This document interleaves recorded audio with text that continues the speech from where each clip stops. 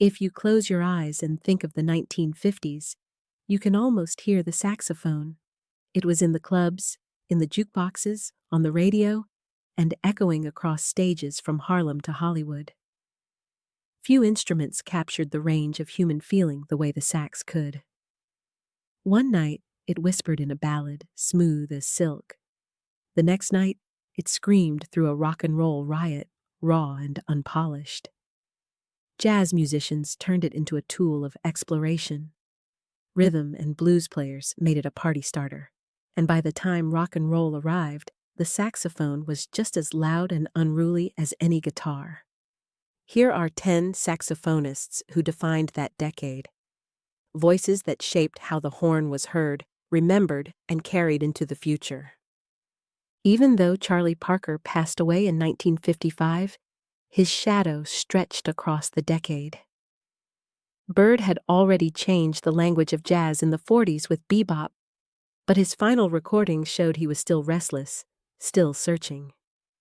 His alto sax ran through dazzling lines one moment and heart-wrenching lyricism the next. For younger players, Parker was both inspiration and burden. To play alto in the 1950s was to stand in his long shadow. Every phrase, every daring run seemed to remind the world that he had set a standard almost too high to reach. He may have left early, but in the 1950s, Bird was still everywhere. If Parker was the past and present, Sonny Rollins was the future. By the mid-1950s, Rollins had earned his reputation as one of the boldest tenor saxophonists alive. His album Saxophone Colossus, 1956, wasn't just a title, it was a declaration. Rollins played with humor, quotation, and a sense of adventure. His sound was huge, his rhythm playful, and his solos felt like journeys you never wanted to end.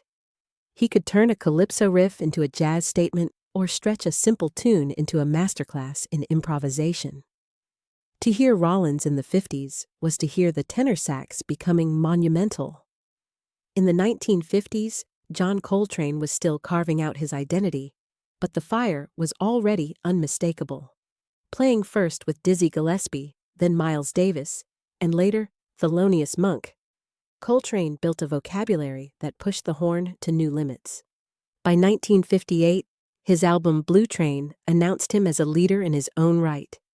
His sheets of sound technique, cascades of notes that seemed endless, showed both his technical skill and his restless spirit.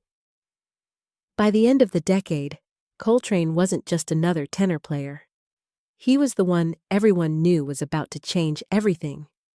Where Parker's bebop had been fiery and Coltrane's playing searching, Cannonball Adderley brought joy. His alto saxophone had a big, bluesy tone rooted in gospel and soul.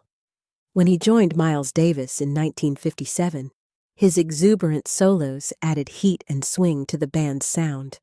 On stage, Adderley radiated warmth. He was accessible, humorous, and overflowing with groove. His alto was like a smile translated into music, jubilant, spirited, and impossible to resist.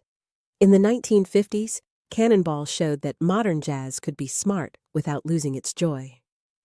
Lester Young, Prez, had influenced Parker himself back in the 1930s, and in the 1950s, he was still a gentle force. His light, airy tenor tone contrasted with the heavier sounds of the new bop generation. Even as his health declined, his playing carried a grace and relaxation that defined cool. Young's phrasing was conversational, his swing effortless. Where others pushed, he floated. In an age of intensity, Press remained the embodiment of elegance. His cool breeze blew through the decade as a reminder of the saxophone's softer side. If Lester Young represented one branch of cool, Stan Getz carried it into the mainstream. His silky tone on tenor became a hallmark of the 1950s.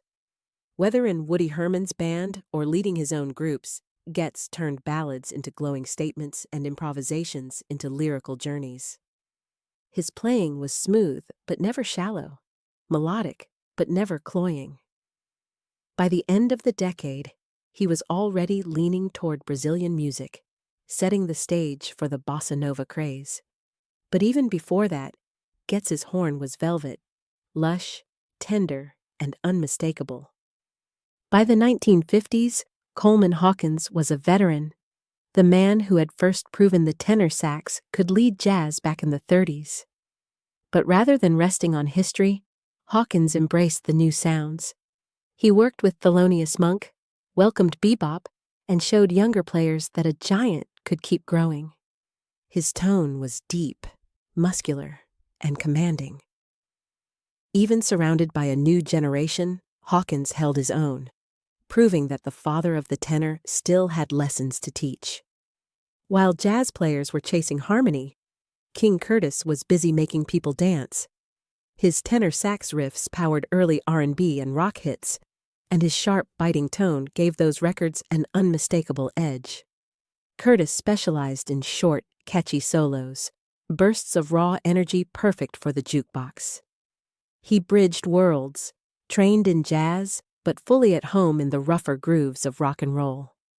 In the 1950s, he showed how the saxophone could belong to both sophistication and street-level grit.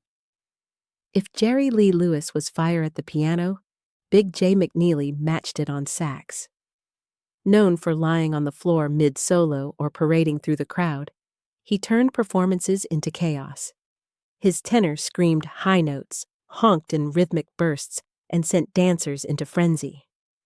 His 1949 hit Deacon's Hop lit the fuse, but the 1950s cemented his reputation as the wild man of the sax.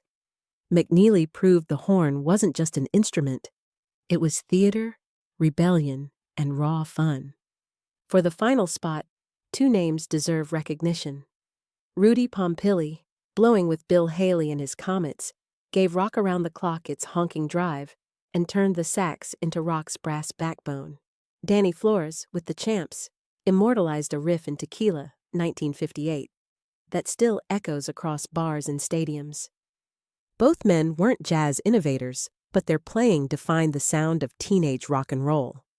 Their saxophones were raw, brash, and unforgettable, the perfect close to a decade when the horn could be anything. The saxophone of the 1950s was a shapeshifter. With Parker, it burned. With Rollins, it towered. With Coltrane, it searched. And with Adderley, it rejoiced. With Lester Young and Stan Getz, it glided. With Hawkins, it thundered. On the other side of the spectrum, King Curtis, Big J McNeely, Rudy Pompili, and Danny Flores turned it into the sound of rock's unruly youth. 10 different voices, one instrument, all speaking the language of a decade that was anything but quiet.